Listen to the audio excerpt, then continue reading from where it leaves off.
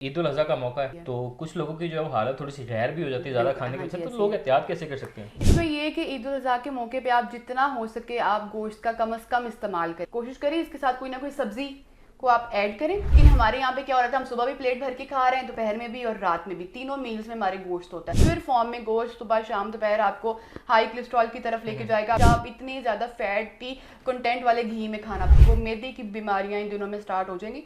तो जितना हो सके पानी का इंटेक ज़्यादा रखें और रॉ वेजिटेबल्स को ज़्यादा खाएं। अस्सलाम वालेकुम, न्यू डिजिटल से मैं हूं अली मुराद। नाजरीन, ईद उल अज़हा का मौका है और तमाम लोग जो है वो अपनी पसंद के खाबे जो हैं वो इंजॉय करते हैं। कभी लोग जो हैं वो बारबेक्यू करते हैं, तो कभी जो है वो लोग अपनी मनपसंद किस्म की कढ़ाइयाँ तैयार करके खाते हैं, जिसकी वजह से लोगों को जो है वो बहुत ज़्यादा खुराक के मसाइल जो हैं वो दरपेश होते हैं। बात की जाए तो कुछ लोगों के जो हैं वो पेट ख़राब हो जाते हैं, तो कुछ लोग जो हैं वो उनको एसिडिटी हो या इस तरह की दीगर मसाइल हो, ये चीज़ें होती हैं। मेरे साथ डॉक्टर समरा मौजूद हैं, न्यूट्रिशनिस्ट हैं, और इन्हीं से जानते हैं कि किस तरह जो लोग जो हैं ईद उल अज़हा के मौके पर अपनी खुराक का जो है वो ख्याल कर सकते हैं और किस तरह अपनी सेहत को बरकरार रख सकते हैं। अस्सलाम वालेकुम मैम। वालेकुम अस्सलाम। मैम कैसी हैं आप? ठीक मैं है ठीक, अल्लाह का शुक्र, आप बताएं। मैम, बताइएगा कि ईद उल अज़हा का मौका है, जी बिल्कुल, लोग अपने मनपसंद खाबे जो है वो इंजॉय करते हैं, ऐसे ही है। तो कुछ लोगों की जो है वो हालत थोड़ी सी गैर भी हो जाती है ज़्यादा बिल्कुल, खाने की हाँ वजह जी, से, तो ऐसे ही लोग है। एहतियात कैसे कर सकते हैं? इसमें ये है कि ईद उल अज़हा के मौके पे आप जितना हो सके आप गोश्त का कम से कम इस्तेमाल करें, ठीक है। ज़रूरी नहीं है कि आप लोग अगर सुबह भी गोश्त है, दोपहर में भी, रात में भी, कोशिश करें इसके साथ कोई ना कोई सब्जी को आप ऐड करें। और अगर आपने सब्जी ऐड नहीं करनी तो साथ में रॉ फॉर्म में कच्ची सब्जियां या कच्चा सलाद आपने लाजमी इस्तेमाल करना है। और आज का आपको पता है कि इस मौके पे कहीं ना कहीं इनविटेशंस होते हैं, कहीं ना कहीं दावतें होती हैं, तो कोशिश करें कि आप अपने घर में पहले कुछ दाल बनाएं या कुछ सब्जी बनाएं, और हल्का सा अगर आप गोश्त ऐड करना चाहो तो कोई मसला नहीं है। लेकिन प्योर फॉर्म में गोश्त सुबह शाम दोपहर आपको हाई कोलेस्ट्रॉल की तरफ लेके जाएगा, आपको यूरिक एसिड, आपको पेट की बीमारियां, आपको मैदे की बीमारियां इन दिनों में स्टार्ट हो जाएंगी। तो जितना हो सके पानी का इंटेक ज़्यादा रखें और रॉ वेजिटेबल्स को ज़्यादा खाएं। अगर बात की जाए ख्वाबों की, लोग जो हैं वो अपनी मनपसंद चीज़ें बनाते हैं, जैसे मैंने तस्करा किया, जी जी। कढ़ाई बनाते हैं लोग, इसी तरह बारबेक्यू और बहुत सी दूसरी चीज़ों को जो है वो फेस्टिवल के तौर पे मनाती है, ख़ास तौर के ईद उल अज़हा के मौके पर। जी तो इन चीज़ों का जो है वो इंसान की बॉडी पर कितना नुकसान होता देखिए, इनको बनाने का तरीका ज़्यादा हमें बीमार करता है। एक तो वो चीज़ भी हमारे लिए, क्योंकि वो हाई कंटेंट ऑफ फैट है, और एक ये इंतहाई गर्मी का मौसम है, तो एक तो वो भी हमारे लिए डेंजरस होता है, और ऊपर से हम उसको बनाते ही इस तरीके से हैं कि हमारा मज़ीद जो है ना काम ख़राब होता है।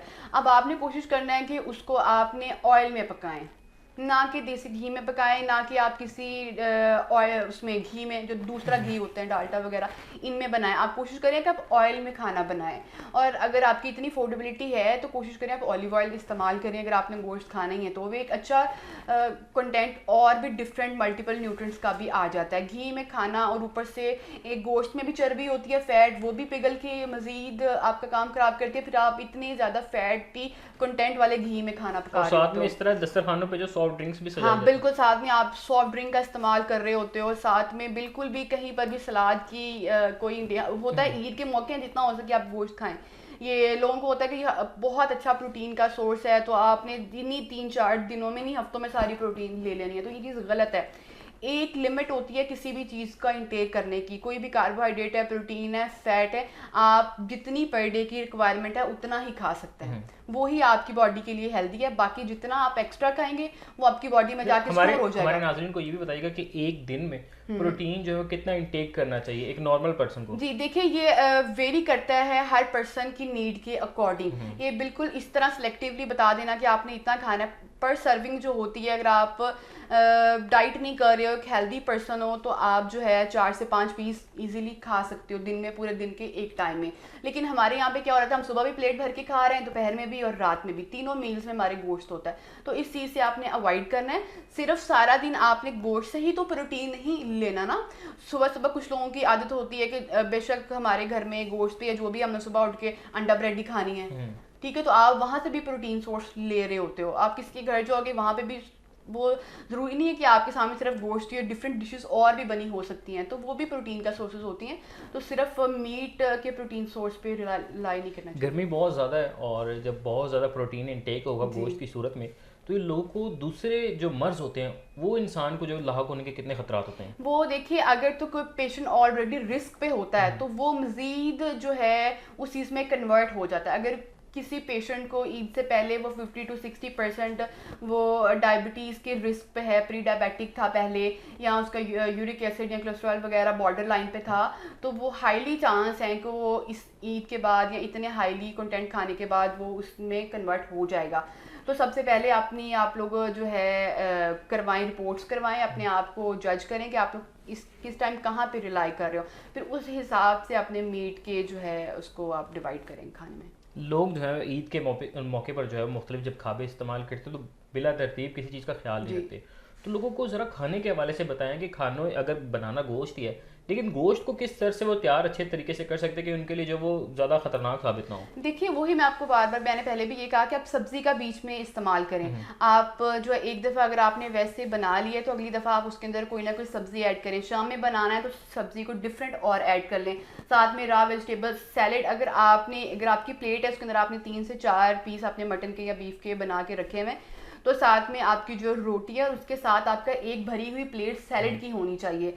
और फिर खाने से पहले आपने, ये सबसे बड़ा आपका कह लो कि टिप है कि आपने खाने से पहले 2 ग्लास पानी के पी लेना है, आधा घंटा या 15 मिनट पहले, ताकि उसके बाद जितनी आपको नीड है आप उतना ही खा सको।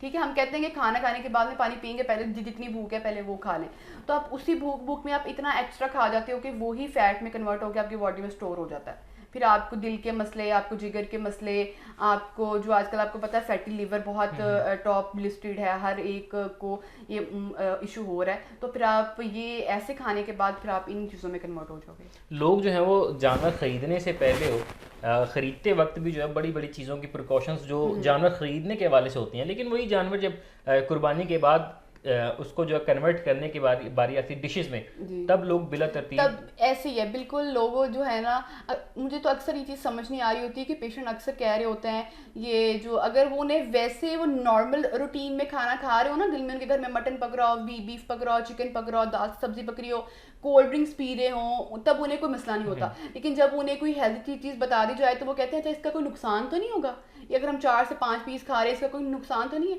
आप लोग ये देखेंगे जो आप लोगों ने इतनी टाइम से इतनी गलत डाइट्स आप ले रहे हैं उसमें आपको नुकसान नज़र नहीं आता, और आप थोड़ा सा खा के कहते हो कि भाई इतने में हमें क्या प्रोटीन मिलेगा, हम ज़्यादा खाएंगे तो हमें ज़्यादा प्रोटीन मिलेगा, तो ये चीज़ गलत है। आपकी डेली की रिक्वायरमेंट ही उतनी है, अगर आप एक्स्ट्रा लोगे तो वो आपकी बॉडी में स्टोर होकर आपको डिसीजेस में कन्वर्ट करेगा, मेडिकल इश्यूज, आपका बीपी शूट कर सकता है। ऊपर से गर्मी का इतना था जो है सीज़न चल रहा है, आपको जो है बीपी कन्वर्ट, आपका बीपी बहुत ज़्यादा शूट कर सकता है। अगर जो बीपी के पेशेंट्स हैं वो कोशिश करें कि वो मटन को या कीमे को वो पहले बॉईल कर लें, बॉईल करने के बाद फिर हल्का सा काला नमक या काले मिर्च डाल के फिर उसको खाएं। ठीक है, प्रॉपर उसका सालन घी में ना बनाएं, जस्ट उसको पहले बॉईल करें। बॉईल करने के बाद जब वो बॉईल हो जाएगा फिर टाइप ऑफ सूप कह लें आप, कि फिर आपने कोई बाहर से घी कोई ऑयल ऐड नहीं करना, सिर्फ आपने हल्के सी स्पाइसेस डाल लें और आपने उसको इंटेक कर लेना। इन दिनों में जो एक और जो मसाइल होते हैं कि चले वो स्टमक के तो इश्यूज आ रहे होते हैं, एसिडिटी के भी लोगों को मसले जो है बहुत ज़्यादा आ जाते हैं, क्योंकि वो खाने की एक तरतीब बन जाती है कि 10 से 5 मिनट के बाद जो है वो कुछ ना कुछ खाने का मूड बना रहता है। तो इस तरह की जो चीज़ें हैं जो एसिडिटी के मामला जिन लोगों के साथ पेश आने वाले हैं या आते हैं, उनके लिए कोई प्रिकॉशन? उनके लिए ये कि आपने अपने पानी का कंटेंट अच्छा रखना है, आपने दिन में जूस का इस्तेमाल करना है, फ्रूट्स को आपने लाजमी ऐड करना है, उनको नहीं भूलना। आजकल आपको पता है फालसा है, चेरीज़ हैं, बेरीज़ हैं, आपने इनको जूस फॉर्म में आपने कन्वर्ट करना है। आड़ू मिलता है, उसको आपने जूस फॉर्म में कन्वर्ट करें, घर में ही उसका जूस बनाएं। 2 से 3 आड़ू लें, पानी लें, काला नमक लें, इसको ग्राइंड कर लें। बाकी ये है कि आपने नींबू पानी का इस्तेमाल करें, और जितना हो सकता है कोई कैल्शियम का सप्लीमेंट है, कोई आयरन का, आपने उसको पानी में डाल के अपनी डेली की रिक्वायरमेंट पूरी करें, ताकि सिर्फ आप जो प्रोटीन बेस पे रह रहे हैं उससे हट के अपने बाकी मिनरल्स को भी देखें।